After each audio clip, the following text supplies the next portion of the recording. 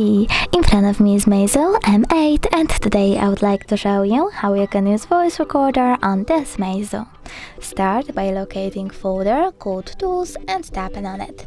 Then choose Recorder from it and tap on this red button to start recording. Firstly, you need to normally click Allow in the pop-up, but I already did that, so I can start recording right away. If you wish to pause your recording, click on the same red button and unpause it the same way. If you wish to end it and save it, click on the right button over here. Name it however you wish to. And choose Save. As you can see, my recording was successfully created. If you wish to delete it, you need to hold it. Click on Delete over here and confirm your choice by tapping on Delete when recording.